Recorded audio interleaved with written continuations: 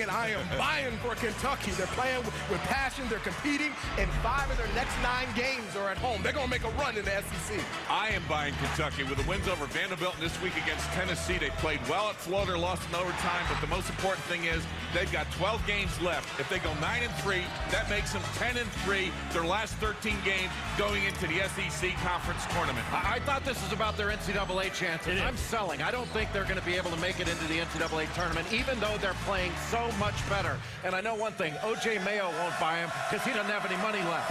The NCAA made him give it away to charity. Well, see, if he'd spent it all on tickets to begin with, maybe he could have gotten something a little farther away from the court, a little bit less expensive. Well, Kentucky has plenty of work to do by any measure to get to the tournament. Memphis, not so much. The Tigers, still one of 2 unbeaten teams left in college basketball. And John Calipari told me recently that while finishing with a perfect record is certainly not a huge goal, he does view it a little bit differently than he has in the past. The reason? The New England Patriots, who pursued perfection rather than viewing it as some type of albatross. So I guess assuming that you aren't walking into your supermodel girlfriend's apartment wearing a walking boot, it's not so bad to be undefeated if you can navigate your way through all the perils and the paparazzi that come with being the hunted. John Calipari is wired. Conventional basketball, we don't play it, but everybody else in the country does. So we got to be prepared to guard what they're going to play. They're not playing like us. We're playing our scrimmages right now. It's an absolute race up and down the court. Go! You know what we're doing. Pay attention, focus. Downhill, downhill, downhill. You're not coming in here just going through the motions of what you're doing. Pierre, feel like doing this today or no? Okay, well, why are you standing? Bounce your feet. Yes! Great job, Pierre! Great job, Pierre! Ho! Stop! That's how you're getting minutes. Guy, why aren't we cutting this short? I know why we're cutting it short. You ain't making a layup. Now, how are you supposed to play on a team that's highly ranked and you can't make a layup with no defense? Talk to each other. Great enthusiasm. Let's get it going. Come on.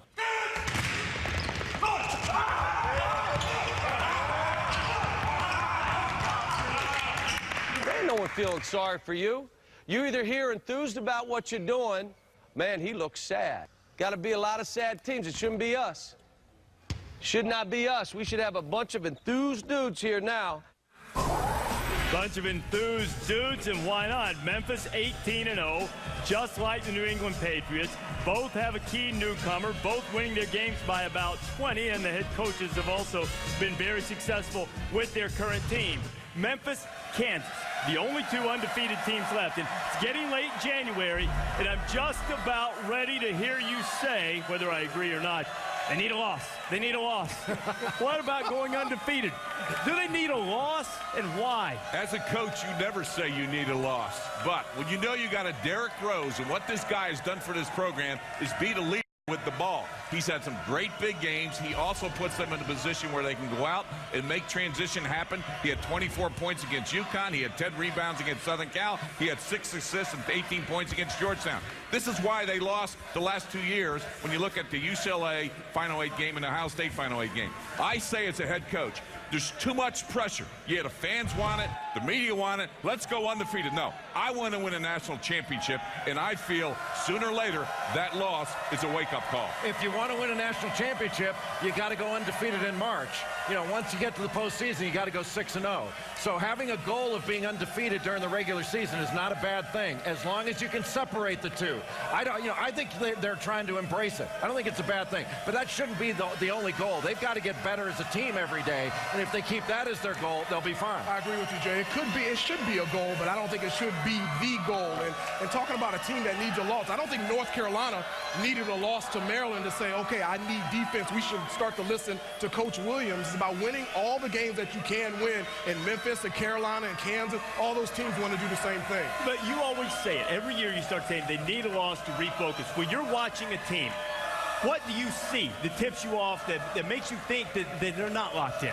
You get an escape clause because you win some games you shouldn't have won, and then the guys say, oh, this is easy. Maybe you didn't blocks out and some guy gets a tip in. Maybe you miss a key one-on-one, or you don't guard somebody that takes you to the hole. The fact is this, when you look at what's out there, I think when they go to Houston, they're going to have their hands full. That's coming up soon. And knowing what John is as a coach and his personality, deep down inside, he's not going to come out and say, well, we got to lose this game. No, you never say that as a coach. You want to go out and do your best, but when you do lose that game, you make it a positive, not a negative. You start looking for that loss. I'm going to remind you of this in February when you start saying somebody needs a loss if Memphis and Kansas are able to keep it up. We'll see if Memphis needs a loss at Gonzaga coming up top of the hour. We need a half-court shot coming up here. The State Farm half-court shot for the big money. One guy won it in North Carolina last year. Could it happen again in Carbondale? A guy will let fly from nearly 50 feet. And Derrick Rose, one of the fabulous freshmen in the country, trying to keep Memphis unbeaten against the Zags at the top of the hour. Fellas, welcome to our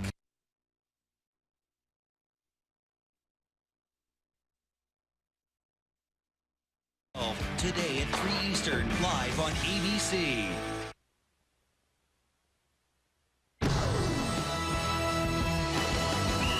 College Game Day is driven by State Farm.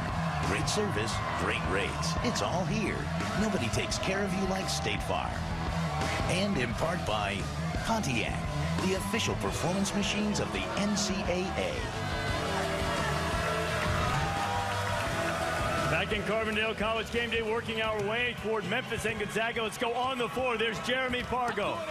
Oh, yeah, you look, Jeremy Pargo, he's a leader for Gonzaga. He leads the team in points and assists. He's a guy that can shoot from three, can penetrate into the lane, and he is the key for Gonzaga because he's the only primary ball handler for Gonzaga. If he can handle that pressure, he's going to give the Zags a chance to beat Memphis today.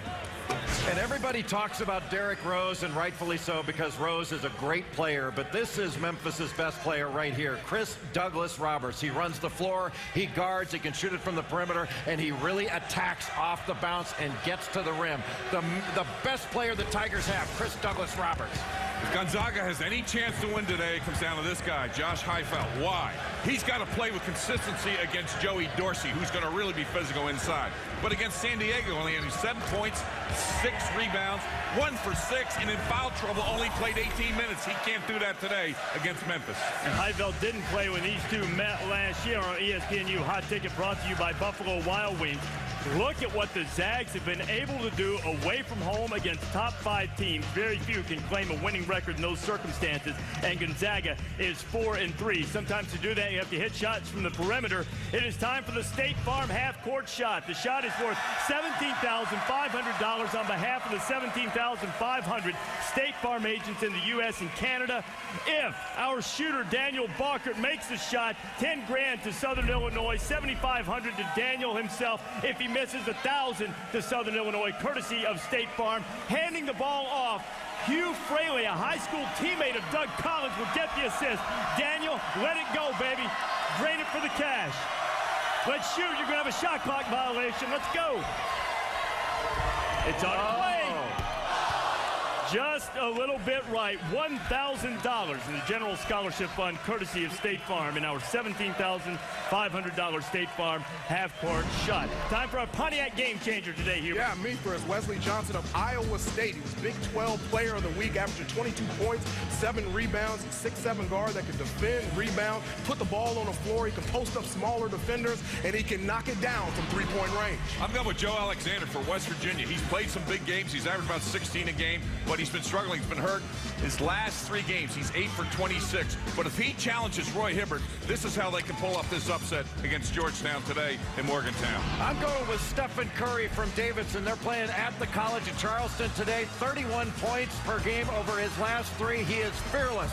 A confident shooter with a quick release, great footwork. He can stop on a dime and change his pace and direction, averaging over 24 points per game on the season. One of the best guards in the country. I'm going with one of the best freshman guards in the country, Eric Gordon of Indiana, and I chose him before Dyson and Wiggins were traded from UConn. He's in the top 15 in the country in scoring, and UConn, even with those guys in the lineup, they've let guards go off on them all year. Deontay Vaughn, McElharney, Bolden, and Pargo did it. Chris Douglas Roberts and Gordon will do it today. All right. Stretch yourself on a game changer. Way to stretch yourself. Hey, you know what? Whoa, Eric Gordon. Sometimes it's got to be right. Sometimes it is good to be right.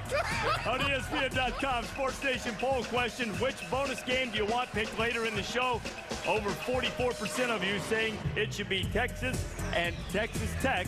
So let's go ahead and get cranked up with that. What do you guys think? Coming up right now, Texas Tech. That's the bonus You know, pick. I like Texas. DJ Augustine is the best point guard in the country, and Damon James has had double-doubles all season. They'll win this game. Texas will wear them down. I don't think Texas Tech has the depth to get it done. Bob Knight's know that. He's got to try to play a slowdown game. Can't do it against Texas. Texas Tech is more than good enough to win this game, but they've had some inconsistency, especially on the road. I'll go with Texas. All right, let's roll through some Pontiac Saturday selections now and get started. Gonzaga and Memphis coming up in a matter of minutes. Yeah, I like Memphis. I think Joey Dorsey and Sean Taggart are going to be too much for Josh Heupel and Austin Day. Yeah, Memphis has the depth. They're going to go after Chris Douglas-Roberts, knows how to shoot. Derrick Rose is going to lead the transition, up and down game. They're going to get it done. I would expect Gonzaga to play a fair amount of zone in this so they don't have to guard Memphis off the dribble. That means the offensive glass is going to be a big deal. If Gonzaga doesn't box out, it's going to be Memphis. I think Memphis wins. In the Pac-10 a little bit later on, Washington State and Arizona State. I like Arizona State. They've got great players in Jeff Pendergrass and James Harden. They need to win this game because after this game against Washington State, they're going on the road for 3 straight games. I'm going Washington State. I really believe in this team. I think their senior guards, when you look at what went on with Derek Lowe the other night, he only had 5 points, didn't play well in that Arizona loss. Aaron Baines inside and get it done. Washington State, to me, is one of these teams.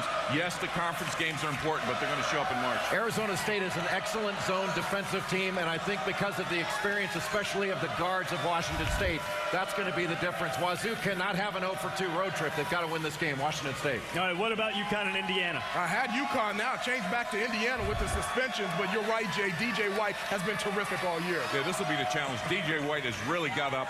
Double-doubles all year long. Maybe the MVP in the Big Ten before the year's over, but obviously Eric Gordon and company, they will win this game. I'm going with Indiana just to honor Reese Davis going out on a limb and picking Eric Gordon. Do I need to point out that two of you had UConn winning the game prior to the suspensions? Me, not so much. What about Wisconsin-Purdue? I like Purdue, the way they play at home. This is a terrific young basketball team. I'm going with the Badgers. I like the mindset they had at Texas. Bo Ryan will do that again today. Brian Butch looking for a double-double, and we know what Mr. Flowers can do, hitting the big threes. Yeah, Wisconsin didn't play very well against Michigan, but still was able to squeak out a win in a game that Michigan played really well. I like Wisconsin going on the road against the young Purdue team, but Purdue's pretty good at home, but I'll take Wisconsin. All right, Big East, Georgetown, West Virginia. Georgetown, I don't think West Virginia has the size to match up with Roy Hibbert down low. I think West Virginia knows what's at stake. Pitt did it a week ago. I think West Virginia's ready.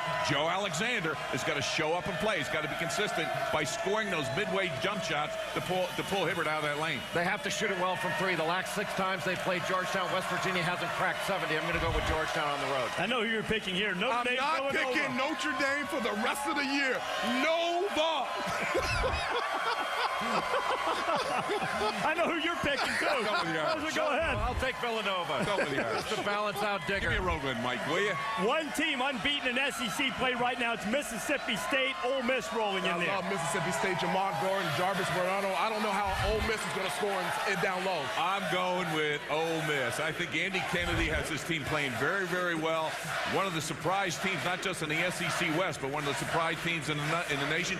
A road win. You got to start winning on the road. I'm going to go with Mississippi State and watch the matchup between Charles Rhodes and Dwayne Curtis. That's going to be 2 big guys banging down in the post. I'm going to go Mississippi State. Need some bruises and sore bodies at the end of that one, and the same could be said for this game coming up tonight between Creighton and Southern Illinois. A 9-10 record is a cold slap in the face to people in these parts. This is a program that's used to winning, went to the Sweet 16, almost knocked off Kansas last year, and largely the same cast of characters with a couple of exceptions.